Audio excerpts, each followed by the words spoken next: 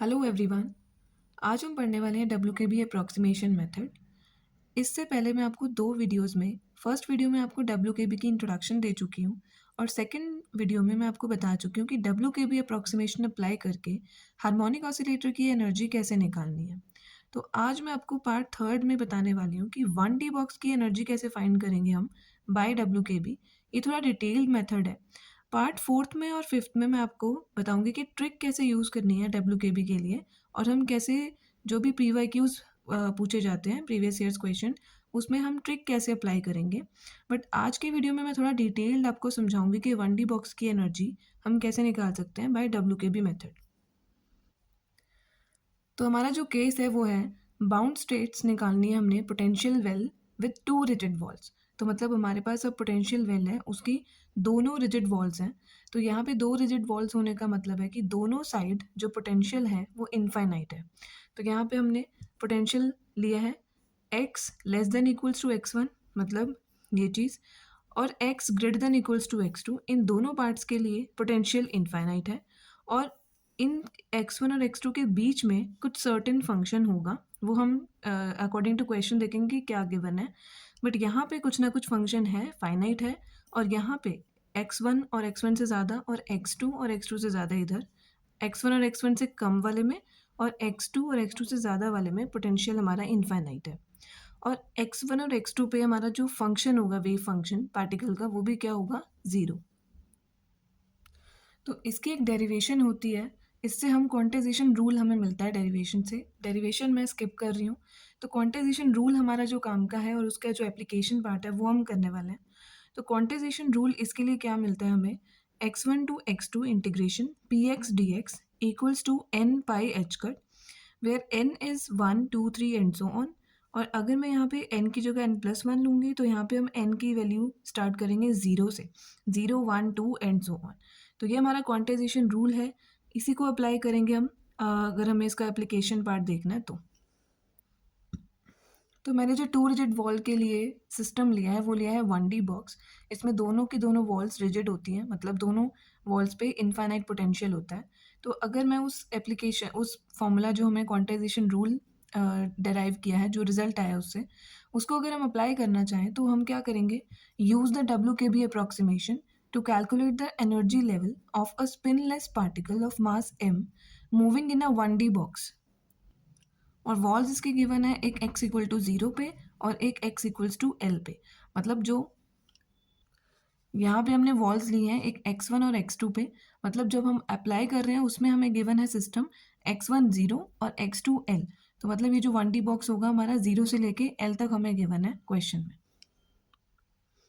तो अब यहाँ पे 1D बॉक्स है तो हमें पता है कि 1D बॉक्स में दोनों रिजिड वॉल्स हैं, तो उसके अंदर जो पार्टिकल होगा वो क्या हो जाएगा, फ्री, क्योंकि उस पर कोई फोर्स नहीं लग रही। अब फोर्स नहीं लग रही तो हम लिख सकते हैं फोर्स को -dv/dx। तो यहाँ से जो पोटेंशियल एनर्जी आ जाएगी वो क्या आ जाएगी, ज़ीरो। और हमें अगर टोटल एनर्जी लिखनी है तो वो क्या होती है, p² / 2m + v। अब v अगर हम यहाँ पे ज़ीरो पुट कर दें तो e की वैल्यू आ जाएगी p² / 2m। अगर मेरे को यहाँ से p निकालना है तो वो हो जाएगा √2me, प्लस माइनस होगा बट हम we are taking only magnitude. अब p की वैल्यू हमने निकाल के रख ली है तो हम क्वांटाइजेशन रूल, हम वापस जाएंगे क्वांटाइजेशन रूल पे। वो क्या है, x1 to x2 px dx equals to n+1 pi h cut या n पाई h कट। तो यहाँ पे बस p की वैल्यू हम पुट कर देंगे √2me और x1 0 हो जाएगा और x2 l हो जाएगा, जैसा कि क्वेश्चन में हमें सिस्टम के लिए मेंशन है। तो हम लोग क्या करेंगे, सिर्फ उस क्वांटाइजेशन रूल का LHS लेंगे। तो 0 टू l p dx इसको पहले सॉल्व करेंगे, बाद में उसको RHS के इक्वल पुट कर देंगे, that is n pi h cut. तो अब यहाँ पे हमें 0 टू l p की वैल्यू मैं पुट कर दूंगी √2me dx। अब क्योंकि √2me कांस्टेंट है तो वो बाहर आ जाएगा और dx का इंटीग्रेशन x हो जाएगा, तो ये हम लिख देंगे लिमिट्स 0 टू l। तो हमारे पास जो upper limit minus lower limit put करके आंसर आएगा that will be √2me l। अब क्योंकि हमें पता है कि 0 to l p dx should be equal to n pi h cut quantization rule के अकॉर्डिंग, वही हम अप्लाई कर रहे हैं यहाँ पे। तो यहाँ पे मैंने इसकी वैल्यू पुट कर दी l√2me। अब e क्योंकि मैं यहाँ पे बाउंड स्टेट एनर्जी निकाल रही हूँ WKB से, तो मैंने e एंड WKB लिख दिया और equals to n pi h cut. ये मैंने यहाँ पे इसको RHS के इक्वल पुट कर दिया। तो यहाँ से स्क्वायरिंग करेंगे, स्क्वायरिंग करने के बाद ये एल स्क्वायर हो जाएगा, ये स्क्वायर रूट कैंसिल आउट हो जाएगा और ये हो जाएगा n square pi square h cut square. Squaring करने के बाद हम ई एन की वैल्यू निकाल लेंगे, that will be n square pi square h cut square upon 2m, क्योंकि 2m रूट के अंदर था उसका स्क्वायर कैंसिल आउट हो गया, और साथ में एल स्क्वायर।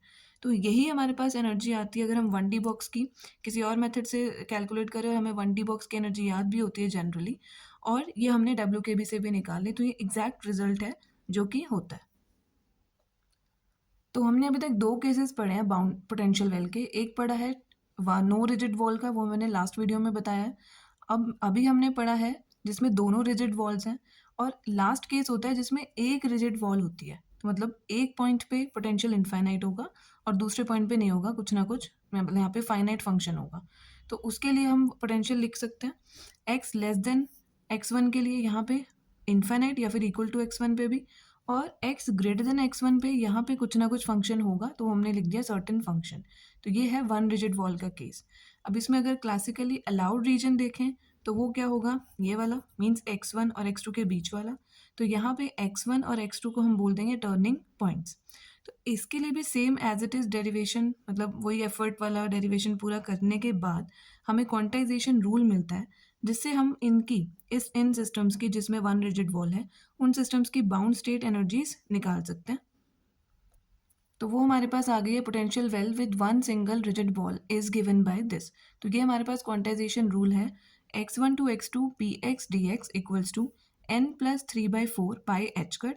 यहाँ पे n स्टार्ट होता है 0 1 2 एंड सो ऑन। तो ये हमारे पास जो केस है वो मतलब ज़्यादा इंपॉर्टेंट केस नहीं है, इसलिए मैंने इसका बताया है कि इसका एक क्वांटाइजेशन रूल है, ये आपको याद रखना है। और इसकी एप्लीकेशन में मैंने लिया है इसका एग्जाम्पल, क्योंकि वन सिंगल डिजिट वॉल का जो एग्जाम्पल है वो हम सिस्टम ले सकते हैं हाफ हार्मोनिक ऑसिलेटर, क्योंकि उसमें भी एज इट इज़ होता है कि एक वॉल रिजिड होती है और दूसरी नहीं होती है, दूसरी वॉल पे कुछ ना कुछ फाइनाइट पोटेंशियल होता है। तो यहाँ पे हम हाफ हार्मोनिक ऑसिलेटर की एनर्जी का एप्लीकेशन यहाँ पे कर सकते हैं, बट मैंने ये डेरिवेशन अप्लाई WKB मेथड से हम एज इट इज़ जैसे मैंने 2 केसेस में करवाए हैं ऐसे ही कर सकते हैं। तो ये आप लोग खुद कर लेना, मैंने नहीं किया है क्योंकि ज़्यादा इंपॉर्टेंट नहीं है। 1D बॉक्स और हार्मोनिक ऑसिलेटर के लिए मैंने आपको same as it is apply करके दिखाए हैं ये क्वांटाइजेशन रूल। अब हम नेक्स्ट वीडियो में ये पढ़ेंगे कि ये अगर क्वेश्चन आ जाए पेपर में तो हम इसको कैसे, क्योंकि ये इतना बड़ा लेबोरियस मेथड है, ये हम नहीं करेंगे इसको। ये सिर्फ सीखने के लिए था और एक इंटरेस्ट डेवलप करने के लिए था कि WKB मेथड हम एक्चुअल में कैसे अप्लाई करते हैं। बट जब क्वेश्चन आएगा पेपर में उसके लिए बस आपको एनर्जी की डिपेंडेंसी याद रखनी है कि एन के साथ क्या होती है ना, अल्फा के साथ क्या होती है, तो वो चीज़ें हम लोग करेंगे और पेपर में हमें उसी तरीके से करना है। Thank you.